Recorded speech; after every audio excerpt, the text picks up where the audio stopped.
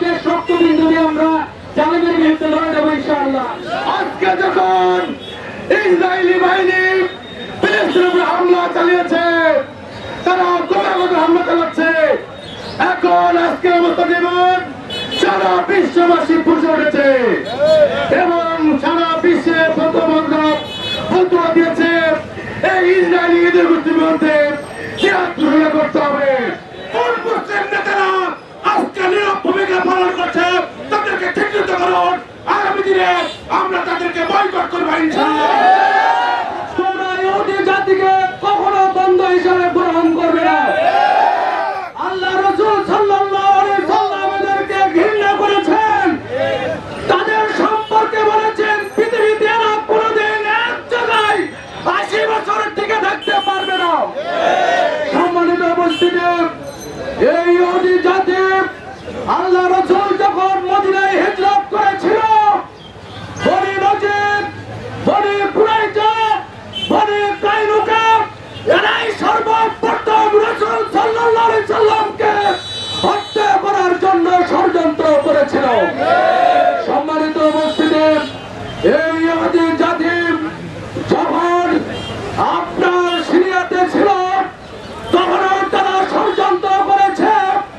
Syria থেকে তারা নির্বাসিত হয়ে জার্মানে গিয়েছিল, সেখানে তারা 1948 সালে হিটলার যখন তাদেরকে নির্বাসিত করেছিল, হিটলার বলেছিল এই ইহুদি সম্পর্কে তোমাদের এত দরদ, এরা কত বড় মানবতাবাদ এদের মধ্যে আছে, আজ হোক কাল হোক তোমরা সেটা বুঝতে পারবে। সম্মানিত উপস্থিতি, আজকে বিশ্ব সেটা বুঝছে ইহুদি জাতি কত বড় পশুত্বের বিবেক ধারণ করে, এদের মধ্যে কোন মানবতাবোধ নেই। মানবতাবোধ থাকলে এরা এই জঘন্যতম হত্যা যজ্ঞ চালাতো না।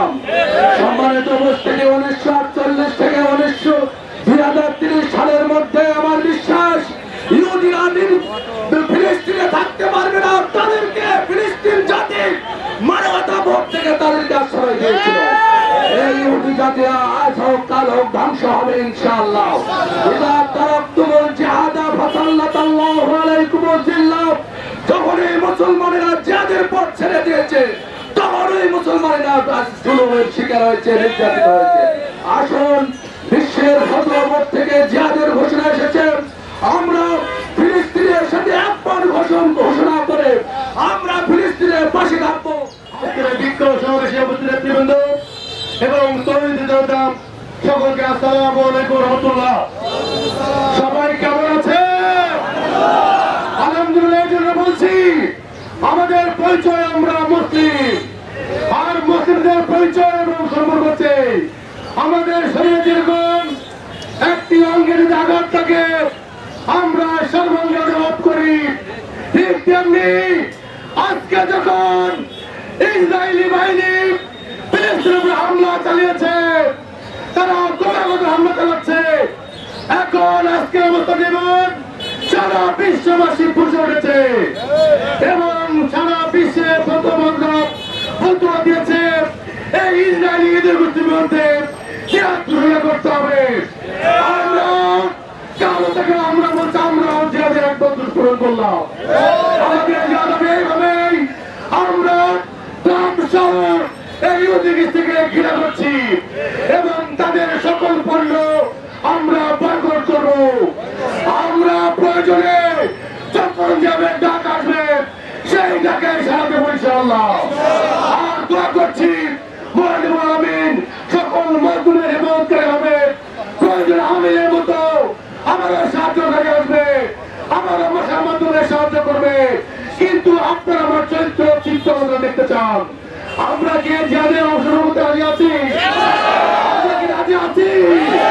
যদি প্রয়োজনে অর্থ লাগবে, সময় লাগবে, সহায়তা লাগে, আমরা প্রস্তুত থাকবো ইনশাআল্লাহ। আমরা ইসরায়েলের পতন কামনা করছি, অচিরেই এই নেতানিয়াহু সহ ট্রাম্পের পতন হবে ইনশাআল্লাহ। সকলকে সকল সংগ্রামে অংশগ্রহণ করার আহ্বান জানিয়ে আমার কথা শেষ করছি। আসসালামু আলাইকুম ওয়া রাহমাতুল্লাহ। আলহামদুলিল্লাহি রাব্বিল আলামিন। نحمده ونصلي على رسوله الكريم وعلى آله وصحبه أجمعين সম্মানিত উপস্থিতি ফিলিস্তিনি বর্বরতার বিরুদ্ধে সারা বিশ্ব আজকে জায়গা হচ্ছে তাহলে অভিসরী নয় এই ফিলিস্তিন এই ইহুদিদের হাতে লাঞ্ছিত এরা মুসলমানদের দুশ্মন আল্লাহর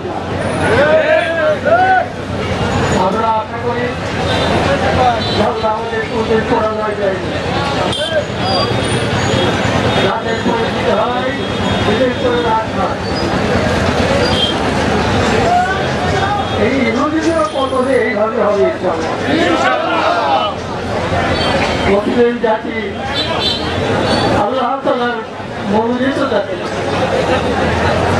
এবং কিছু হিন্দু আছে তারাও কিন্তু নমনীয় এবং একত্ববাদে বিশ্বাস করে আপনার আমার কথার সাথে যদি বিপদ করেন তাহলে একটা হাজুর করা আছে আমাদের এই যে মনে হয় তাহলে জলবিজ্ঞান যেখানে যারা আছে খবর নিয়ে দেখেন ওরা একত্ববাদী একত্ববাদে কোনো বিপ্লব নাই বিকল্প নাই আমরা এই দেশে বিজয় লাভ করবো এই যুদ্ধে আল্লাহ আমাদের পরাজয় দিলে বিজয় দান করবে আমরা আমার কাছে সাহায্য পেয়ে এবং বিশ্ব মুসলিম জনতাকে একত্রিত হওয়ার আহ্বান জানিয়ে আমার বক্তব্য এখানে শেষ করলাম আল্লাহ হাফেজ আলহামদুলিল্লাহি রাব্বিল আলামিন ওয়া সালাতু ওয়া সালামু আলা রাসূলিল কারীম ফিলিস্তিনে বর্বরচিত হামলা এবং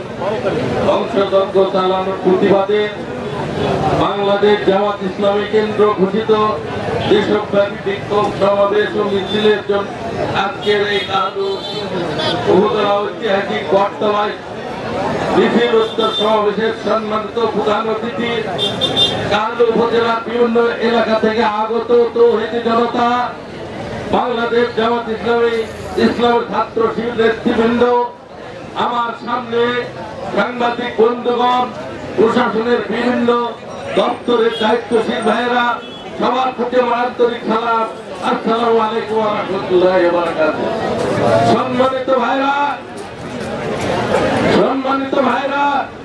আপনারা ইতিমধ্যে অবগত হয়েছে গোটা বিশ্বের মুসলমানদের লাখের ডগায় বসে ইসলামের চিরদুশ্মন চিরশত্রু ইহুদি জায়াতরা আমাদের ভাই বোনদের উপর নির্মম নির্বিচারে হত্যাযজ্ঞ চালিয়ে যাচ্ছে তাদেরকে বাড়িঘর বুলডোজার দিয়ে বোমা মেরে ভেঙে সমান করে দেওয়া হচ্ছে এমত অবস্থায় গোটা মুসলিম বিশ্ব নির্বিকার আমি বলতে চাই এই ইহুদিবাদীরা এরা ইসলামের চিরদুশ্মন এরা এরপরে একের পর এক যারা নিষ্ঠুর হয়ে বসে আছে তাদের ঘাড়ে চেপে বসে তাদের উপরও এরকম জুলুম নির্যাতন চালাবে এরকম তাদের পরিকল্পনা আছে সম্মানিত উপস্থিতি তাদের উচিত ছিল গোটা মুসলিম বিশ্বের ইহুদিবাদীদের বিরুদ্ধে ফুঁসে ওঠা তাদের বিরুদ্ধে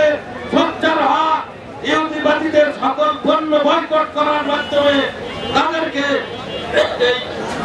ইংরেজের মানচিত্র থেকে মুখে ফেলার জন্য পরিকল্পনা গ্রহণ করা সম্মানিত ভাইরা তা তো তারা গ্রহণ করে বরং আরব লীগের মতো একটা প্রতিষ্ঠান তারা এদেরকে সাহায্য সহযোগিতা করে এই ধ্বংসযজ্ঞ চালানোর জন্য উৎসাহিত করছে আমরা ঘৃণাভরে আরব লীগকে আমরা ঘৃণাভরে প্রত্যাখ্যান করছি তারা যদি এখনো সোচ্চার না হয় উদ্যোগ না হয় তাহলে একদিনে আরব বিশ্বের উপরে ইহুদিরা ধ্বংসযজ্ঞ চালাবে এজন্য আজকের এই সমাবেশ অত্যন্ত গুরুত্ব বহন করে আপনারা এই সমাবেশ থেকে ফিরে সবচেয়ে বড় যে কাজটি হলো আমাদের এই ইহুদিদের যাবতীয় পণ্য সম্পূর্ণরূপে বয়কট করে তাদের অর্থনৈতিক ভাবে ধ্বংস করে ফেলা আপনারা রাজি আছেন